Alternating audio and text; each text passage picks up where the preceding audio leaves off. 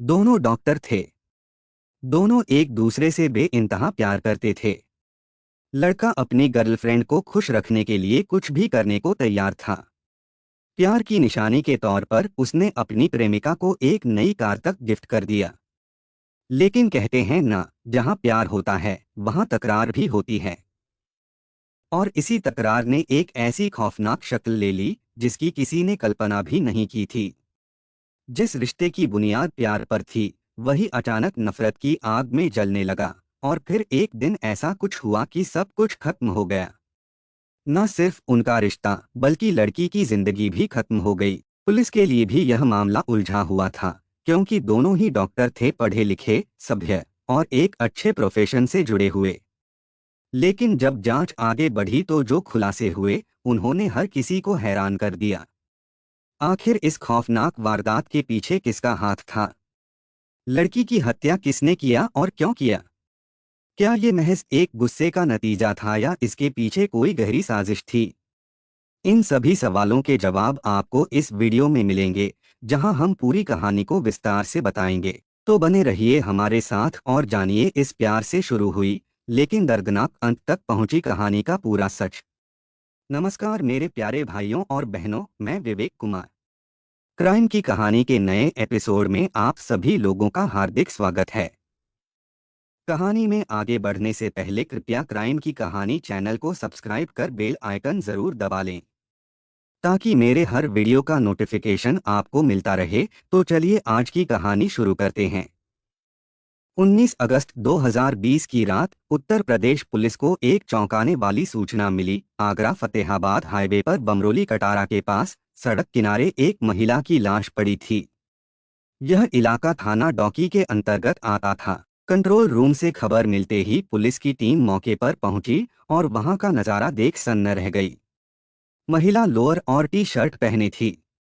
उसके पास ही sports shoe पड़े थे, जो इस बात का संकेत थे कि वह संभ्रांत परिवार की शिक्षित युवती थी।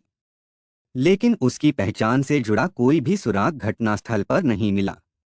अनुमान लगाया गया कि उसकी उम्र 25-26 साल के आसपास होगी। जैसे ही पुलिस ने शव की जांच की, सिर के पीछे गहरे चोट के निशान और कुछ अन्य घाव नजर आए।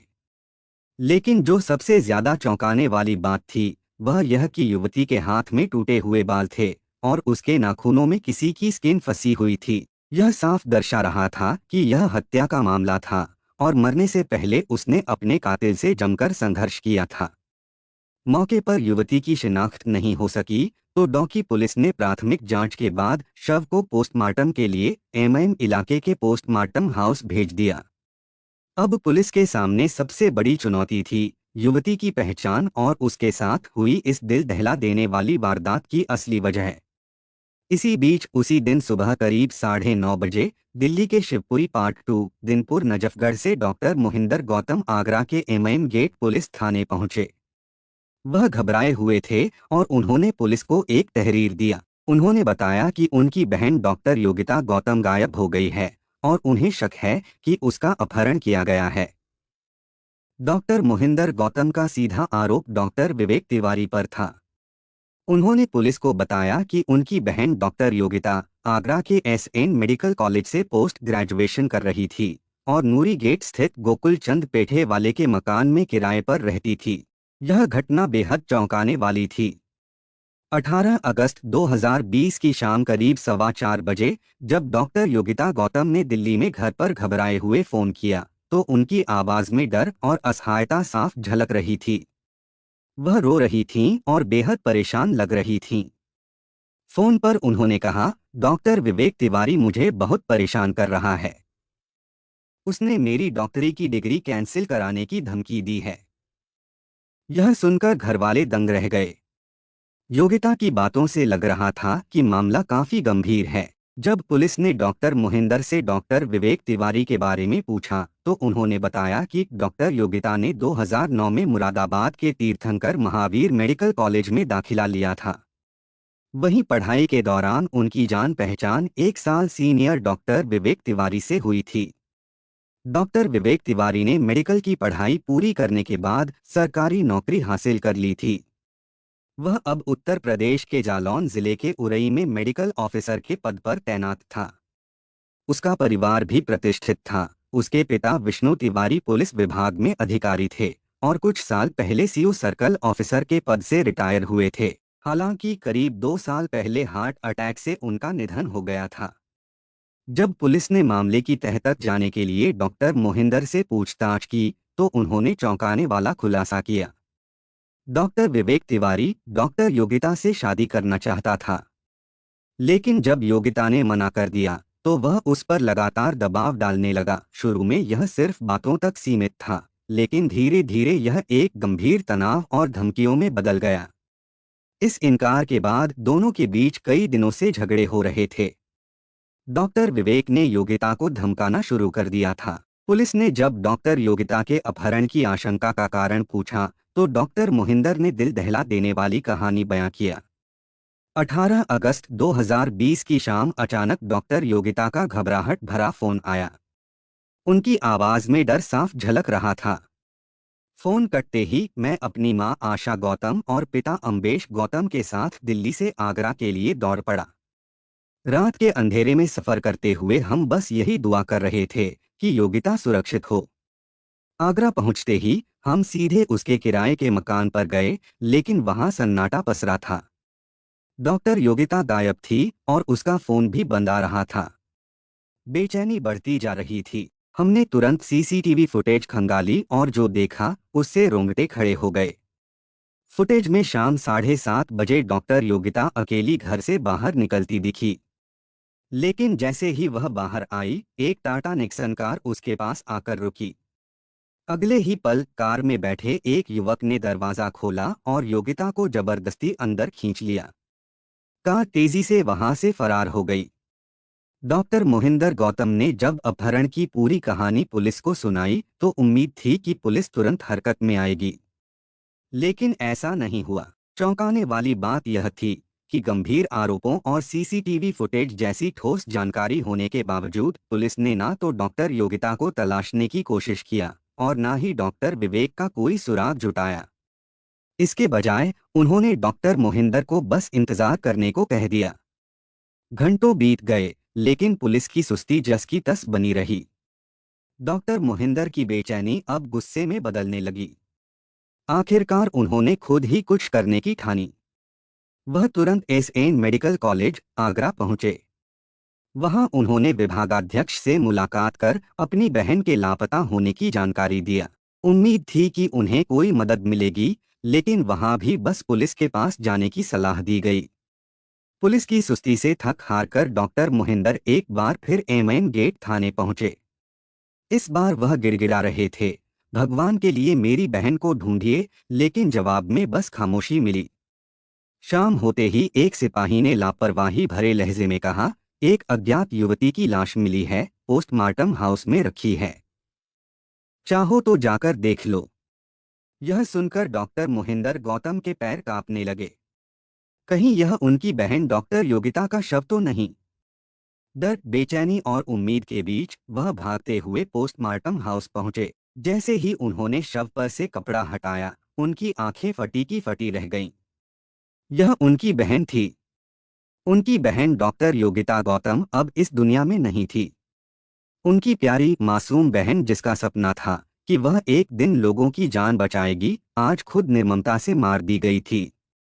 मां आशा गौतम और पिता अम्बेश गौतम भी बेटी का शव देखते ही फूट फूट कर रो पड़े। जिसे उन्होंने नाजों से पाला, उसकी लाश अब ठंडी जमीन पर पड़ी थी। जब पुलिस को पता चला कि यह मामला सिर्फ एक लापता लड़की का नहीं, बल्कि एक हाई प्रोफाइल मर्डर केस है और इसमें एक पुलिस अधिकारी के डॉक्टर बेटे के शामिल होने की आशंका है, तब जाकर पुलिस हरकत में आई। आगरा पुलिस की सूचना पर जालौन पुलिस ने त्वरित कार्रवाई करते हुए उरई में तैनात medical officer doctor Vivek Tiwari को पकड़ने के लिए ऑपरेशन शुरू किया। महज 2 घंटे के भीतर 19 अगस्त 2020 की रात लगभग 8 बजे जालौन पुलिस ने डॉक्टर विवेक तिवारी को हिरासत में लिया और आगरा पुलिस को सूचित किया। इसके बाद जालौन पुलिस उसे लेकर एसओजी कार्यालय पहुंची, जहां डॉक्टर विवेक से आगरा जाने और डॉक्टर योगिता गौतम से मिलने के संबंध में गहन पूछताछ की गई। लेकिन इस दौरान डॉक्टर विवेक बिफर गए और उन्होंने बताया कि वह कोरोना संक्रमण के कारण क्वारंटीन में हैं। विवेक तिवारी लगातार अपने बयान में बदलाव करता रहा, लेकिन अंततः उसने स्वीकार किया कि वह 18 अगस्त 2020 को आगरा गया था और डॉक्टर योगिता से मिला था। उसने जालौन पुलिस को बताया कि वह डॉक्टर योगिता को आगरा में स्थित टीडीआई माल के बाहर छोड़कर वापस उरई लौट आया था। आगरा पुलिस ने रात करीब 11 बजे जालौन पहुंचकर डॉक्टर विवेक तिवारी को हिरासत में लिया और उसे आगरा ले आई। 20 अगस्त 2020 को आगरा में उसकी कड़ी पूछताछ की गई, लेकिन वह पुलिस को गुमराह करता रहा। पुलिस ने उसकी कॉल डिटेल्स निकलवाई, जिसमें पता चला कि उसकी लोकेशन शाम 6:15 से आगरा में थी। डॉक्टर योगिता गौतम से उसकी आखिरी बात शाम 7:30 बजे हुई थी, जो उसकी झूठी बयानबाजी को और संदिग्ध बना रही थी। इसके बाद रात 12:15 डॉक्टर विवेक तिवारी की लोकेशन उरई में पाई गई और इसके बाद पुलिस ने सख्ती दिखाते हुए कई अहम सबूत सामने रखे। इसके बाद मनोवैज्ञानिक तरीके से पूछताछ की गई और अंततः विवेक तिवारी ने डॉक्टर योगिता की हत्या करने की बात स्वीकार कर लिया। पुलिस ने उसे न्यायिक अभिरक्षा में जेल भेज दिया। 20 अगस्त 2020 को पुलिस ने डॉक्टरों के मेडिकल बोर्ड से डॉक्टर योगिता का पोस्टमार्टम कराया। पोस्टमार्टम रिपोर्ट में खुलासा हुआ कि डॉक्टर योगिता के शरीर से 3 गोलियां मिली, एक सिर में, दूसरी कंधे में और तीसरी सीने में मिली थी। इसके अलावा डॉक्टर योगिता पर चाकू से भी हमला किया गया था।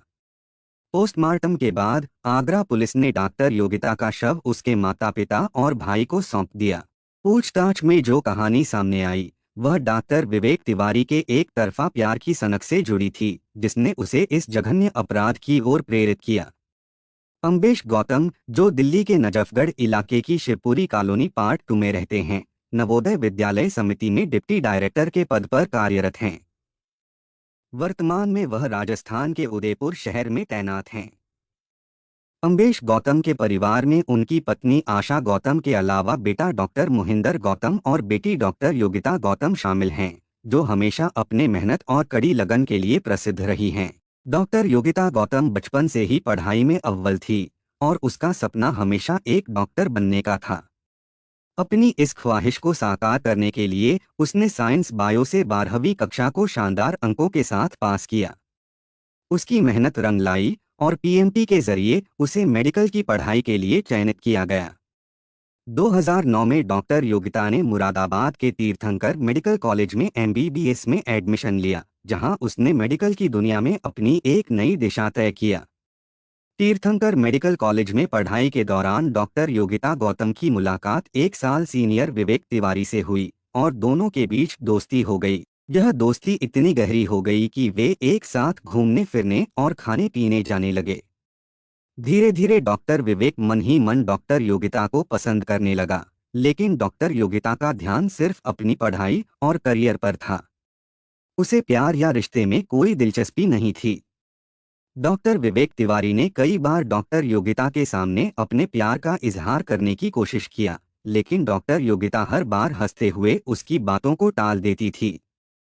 डॉक्टर विवेक ने उसकी मुस्कान को अपनी भावनाओं की स्वीकृति मान लिया और यह सोच बैठा कि डॉक्टर योगिता भी उसे पसंद करती हैं। लेकिन सच्चाई यह थी कि डॉक्टर योगिता का ध्यान सिर्फ अपने करियर पर था। इस बीच दोनों ने अपनी मेडिकल की डिग्री प्राप्त किया। डॉक्टर विवेक तिवारी को सरकारी नौकरी मिल गई और वह उरई में मेडिकल ऑफिसर के पद पर कार्यरत हो गए, जबकि डॉक्टर योगिता भी अपने करियर की ओर कदम बढ़ा रही थी। डॉक्टर विवेक के दिल में डॉक्टर योगिता के साथ एक साझा भविष्य के सपने थे, लेकिन क्या यह एक तरफा प्रेम कभी साकार हो पाएगा, यह केवल समय ही बताएगा। डॉक्टर विवेक तिवारी, जो मूल रूप से कानपुर के किदवई नगर के एन ब्लॉक के निवासी हैं, का पैतृक घर यहीं पर स्थित है।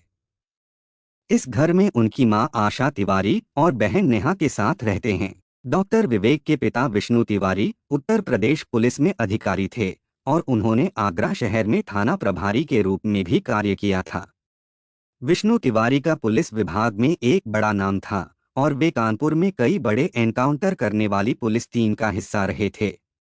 उनकी सेवाओं के चलते उनका सम्मान बहुत था।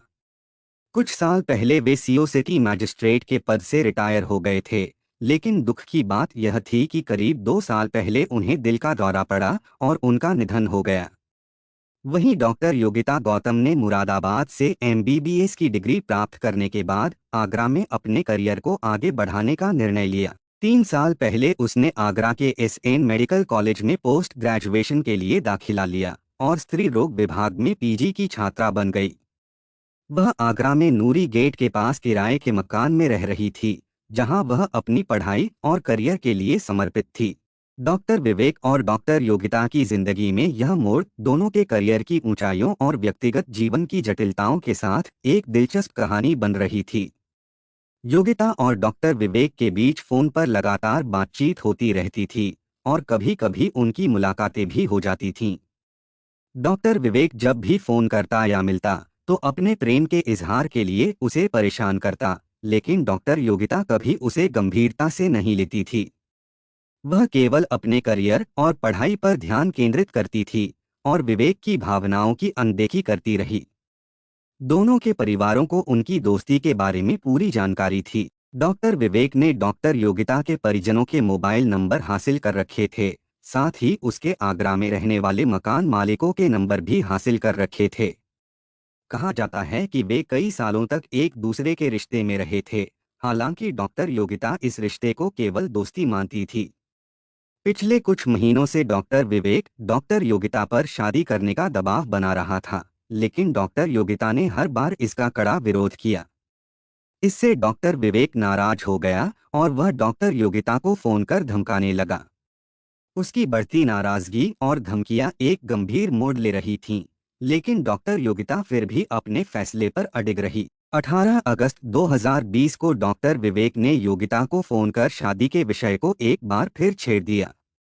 जब योगिता ने साफ तौर पर इनकार किया, तो विवेक ने गुस्से में आकर उसे धमकी दी कि वह उसे जिंदा नहीं छोड़ेगा और उसकी एमबीबीएस की डिग्री कैंसिल करवा देगा। इस धमकी से डॉक्टर योगिता घबरा गई और उसने तुरंत दिल्ली में अपनी मां को फोन कर यह सारी बात रोते हुए बताई। उसके बाद योगिता के माता-पिता और भाई दिल्ली से आगरा के लिए रवाना हो गए थे। लेकिन धमकाने के कुछ ही समय बाद डॉक्टर विवेक ने एक बार फिर योगिता को फोन किया।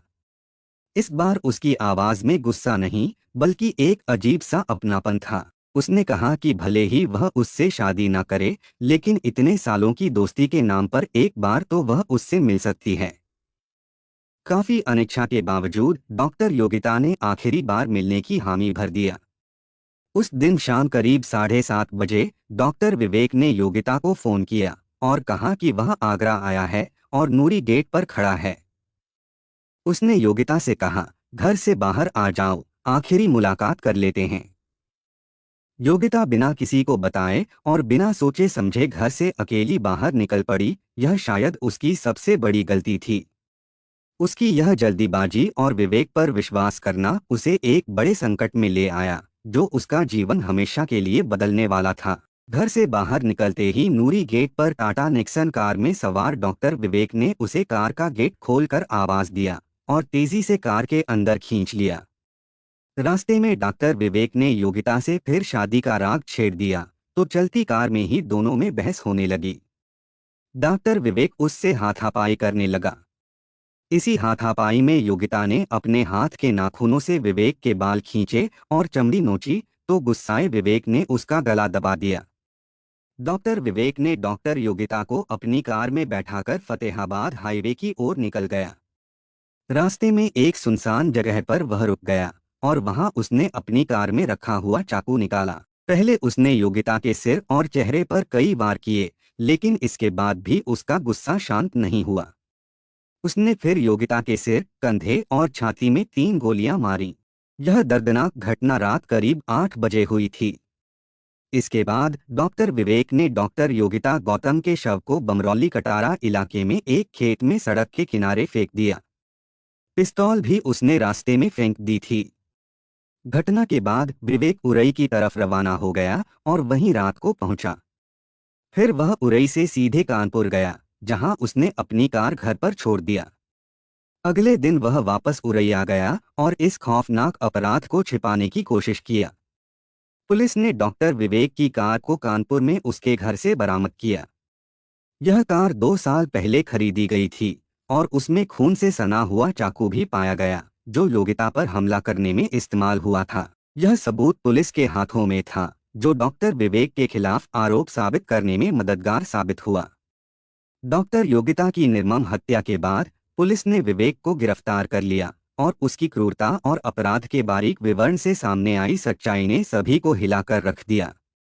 डॉक्टर योगिता गौतम, जो एक बेहद प्रतिभाशाली और कम बोलने वाली डॉक्टर थीं, का नाम कोरोना संक्रमण काल में यूपी की पहली कोविड डिलीवरी करने वाली डॉक्टर के रूप में भी दर्ज है। जब कोरोना महामारी ने आगरा में अपना असर बढ़ाया, तब आइसोलेशन वार्ड तैयार किया गया और संक्रमित गर्भवती महिलाओं के सीजेरियन प्रसव की जिम्मेदारी स्त्री और प्रसूति रोग विभाग की एक विशेष टीम को दी गई।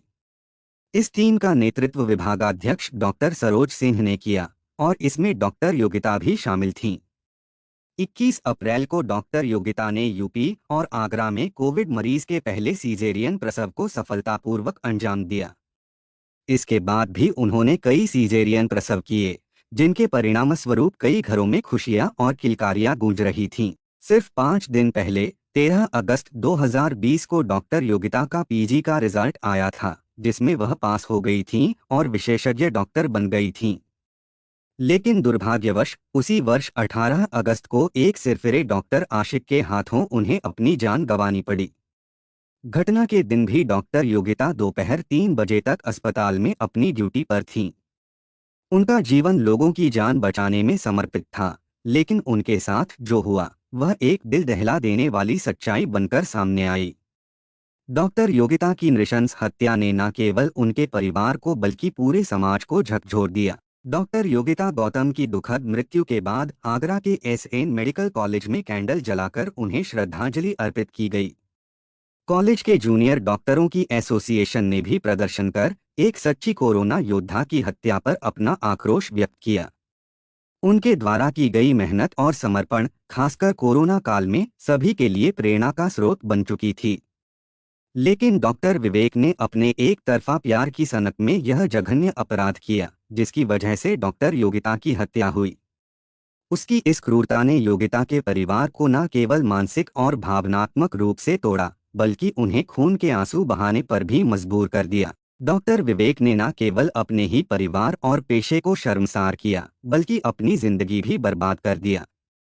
18 अगस्त 2020 की शाम को डॉक्टर योगिता गौतम एसएनएमसी से लापता हुई और 19 अगस्त 2020 की सुबह उनका शव डौकी थाना क्षेत्र में मिला। पुलिस ने त्वरित कार्रवाई करते हुए डॉक्टर विवेक तिवारी को हत्या के आरोप में गिरफ्तार कर लिया और वह तब से जेल में बंद है। उसकी गिरफ्तारी ने इस भयावह अपराध को सुलझा लिया, लेकिन योगिता की यादें और उनकी हत्या का आघात कभी भी उनके परिवार और समुदाय से मिट नहीं सकेगा। डॉक्टर योगिता गौतम के भाई मोहिंदर गौतम ने पहले एमएम गेट थाना में उनकी गुमशुदगी दर्ज कराई थी, जब वह 18 अगस्त 2020 की शाम को लापता हो गईं। बाद में जब उनका शव डौकी थाना क्षेत्र में मिला, तो पुलिस ने इस मामले में हत्या और सबूत नष्ट करने के आरोपों के साथ साथ SC/ST एक्ट की धाराएं भी जोड़ दिया। पुलिस ने इस मामले की गहरी छानबीन की और 40 दिनों की जांच के बाद 24 दिसंबर 2020 को कोर्ट में चार्जशीट पेश किया। इसमें पुलिस ने डॉक्टर विवेक तिवारी पर अपहरण, हत्या, साक्ष्य नष्ट करने, धमकी देने और SC/ST एक्ट के तहत आरोप तय किए थे। पुलिस ने अपनी चार्जशीट में 10 गवाहों की गवाही भी पेश की थी, जो इस मामले में महत्वपूर्ण थे। यह चार्जशीट डॉक्टर विवेक के खिलाफ ठोस सबूतों के आधार पर तैयार की गई थी, जिससे यह साबित हुआ कि उसने डॉक्टर योगिता की हत्या की योजना बनाई और उसे अंजाम दिया। पुलिस की इस सख्त कार्रवाई ने यह सुनिश्चित किया कि विवेक को अपने किए की सजा मिले और डॉक्टर योगिता के परिवार को न्याय मिले। यह एक दिल दहला देने वाली सच्चाई है कि एक डॉक्टर जो दूसरों की जान बचाने का जिम्मा उठाता है, वही एक साथी डॉक्टर की जान लेने वाला हैवान बन गया। यह घटना समाज और चिकित्सा पेशे दोनों के लिए एक कड़ा सबक है। आज की कहानी बस यही तक। अब बारी कमेंट पढ़ने की है। ममता सिंह मैम ने कमेंट किया है, अच्छा है कम से कम वासना के चलते हर रोज इंसानों की आबादी तो कम हो रही है। मैम जब लोग बुरे कर्म करेंगे तब ऐसा ही होगा। Ma'am belated happy birthday. I am so sorry for the delay, but I hope your day was wonderful. आपके सपोर्ट और प्यार के लिए दिल से धन्यवाद। सिमरन कौर मैम ने कमेंट किया है, मैम आपके सपोर्ट और प्यार के लिए दिल से धन्यवाद। मीरा राय मैम ने कमेंट किया है, मैम आपके सपोर्ट और प्यार के लिए दिल से धन्यवाद। श्रेया वसानी जी ने कमेंट किया है, good afternoon sir. Good afternoon Shreya ji, आपके सपोर्ट और प्यार के लिए दिल से धन्यवाद। संजना मुखर्जी मैम ने कमेंट किया है, थोड़ी बिजी हूँ इसलिए टाइम से देख नहीं पाती हूँ, बट रात को बैठकर सारा वीडियो देख लेती हूँ। इट्स ओके मैम, लाइफ में बिजी रहना भी जरूरी है। मैम आपके सपोर्ट और प्यार के लिए दिल से धन्यवाद। माला कुमारी राय जी ने कमेंट किया है, वेरी नाइस एक्सप्लेनेशन, बेचारी पूजा एक बिना कसूर के मारी गई। मैम आपके सपोर्ट और प्यार के लिए दिल से धन्यवाद। सुषमा शाह जी ने कमेंट किया है, अपने बड़ों का कहना नहीं मानने का नतीजा सामने है। मैम आपके सपोर्ट और प्यार के लिए दिल से धन्यवाद। रीता छेत्री जी ने कमेंट किया है, सो सैड। मैम आपके सपोर्ट और प्यार के लिए दिल से धन्यवाद। रोशनी मेहरा जी ने कमेंट किया है, मैम आपके सपोर्ट और प्यार के लिए दिल से धन्यवाद। डेविड सर ने कमेंट किया है, सर आपके सपोर्ट और प्यार के लिए दिल से धन्यवाद। विवेक जी ने कमेंट किया है, ऐसे सिचुएशन में अपनी हिम्मत और बहादुरी दिखाना पूजा की बेवकूफ़ी थी। जो नशे में होते हैं उन लोगों का डर खत्म हो जाता है। पूजा अगर यहाँ सूझबूझ से काम लेती तो शायद उसकी जान बच सकती थी। सर आपके सपोर्ट और प्यार के लिए दिल से धन्यवाद। कल्पना लिंबू जी ने कमेंट किया है, मैम आपके सपोर्ट और प्यार के लिए दिल से धन्यवाद। नाज कश्मीरी जी ने कमेंट किया है, सर आपके सपोर्ट और प्यार के लिए दिल से धन्यवाद। नीरा मेघ जी ने कमेंट किया है, प्रेम का चक्कर ही खराब है, पहले से ही पिता माता की बात सुनना चाहिए। मैम आपके सपोर्ट और प्यार के लिए दिल से धन्यवाद। जमुना अटलुरी जी ने कमेंट किया है, कातिल अपने आप को बहुत चालाक समझता है, कभी हम पकड़े नहीं जाएंगे, लेकिन वो पुलिस के हथे चढ़ ही जाता है। सर आपके सपोर्ट और प्यार के लिए दिल से धन्यवाद। सरिता राय जी ने कमेंट किया है, मैम आपके सपोर्ट और प्यार के लिए दिल से धन्यवाद। कंचन पटेल जी ने कमेंट किया है, बहुत दुखदायक कहानी। मैम आपके सपोर्ट और प्यार के लिए दिल से धन्यवाद। शब्बीर काबू जी ने कमेंट किया है, विवेक सर मैं किराने का छोटा सा दुकानदार हूँ, दिन भर क्राइम की कहानी सुनता हूँ, बस दिन बन जाता है। सर आपके सपोर्ट और प्यार के लिए दिल से धन्यवाद। तहर भाई जी ने पाकिस्तान से कमेंट किया है, नाइस सर जी। सर आपके सपोर्ट और प्यार के लिए दिल से धन्यवाद। जहीर डॉन जी ने कमेंट किया है, पुलिस को हर उस डेड बॉडी जिसकी पहचान ना हो रहा हो उसका डीएनए जरूर करवाना चाहिए। सर आपके सपोर्ट और प्यार के लिए दिल से धन्यवाद। गणपत सिंह भाटी जी ने कमेंट किया है, बहुत ही दुखद। सर आपके सपोर्ट और प्यार के लिए दिल से धन्यवाद। राहुल जयकर जी ने कमेंट किया है, फर्स्ट लाइक कमेंट विवेक जी। सर आपके सपोर्ट और प्यार के लिए दिल से धन्यवाद। मोहित मनगर जी ने कमेंट किया है, बहुत सारे यूट्यूब पे स्टोरी चैनल है पर आपका सुनाने का अंदाज बढ़िया लगा भैया जी, सर आपके सपोर्ट और प्यार के लिए दिल से धन्यवाद। मनोज प्रभाकर जी ने कमेंट किया है, सैड स्टोरी। सर आपके सपोर्ट और प्यार के लिए दिल से धन्यवाद। श्याम बहादुर गुप्ता जी ने कमेंट किया है, विधर्मी लोगों से प्यार करके अपनी जान जोखिम में डालना, प्रतिदिन सोशल मीडिया में ऐसी खबरें आती रहती हैं, फिर भी हमारी बेटियों को क्यों नहीं समझ आता कि सभी विधर्मी लोग एक जैसे ही हैं। इनका प्यार आपकी जान ही लेगा। सर आपके सपोर्ट और प्यार के लिए दिल से धन्यवाद। सनी भंडारी जी ने कमेंट किया है, गुड आफ्टरनून सर। नमस्ते सर, गुड आफ्टरनून सर, आपके सपोर्ट और प्यार के लिए दिल से धन्यवाद। मेरे कुछ भाई और बहन ऐसे भी हैं जो डेली के लिसनर है, हर वीडियो को देखते हैं और कमेंट करते हैं, जैसे लक्ष्मी रावत जी, करिश्मा मौर्य जी, समीर जी, प्रशांत जी, गैरी शाह जी, आर सक्सेना जी, असदुल्लाह लघारी जी, अनुज कुमार जी, विमलेश शर्मा जी और सभी भाई बहनों को शुक्रिया जो मेरे वीडियो को लाइक, शेयर और कमेंट करते हैं। आप लोग ऐसे ही अपना प्यार बनाए रखिए, मैं आप लोगों के लिए रोज नए वीडियो लाता रहूँगा। कहानी को लास्ट तक सुनने के लिए आपका धन्यवाद। इस कहानी के बारे में अपनी राय कमेंट करके ज़रूर बताइएगा और ऐसी ही अपराध की सच्ची कहानियों के लिए हमारे चैनल क्राइम की कहानी को सब्सक्राइब कर लीजिए। कहानी को लाइक और शेयर ज़रूर करें। धन्यवाद।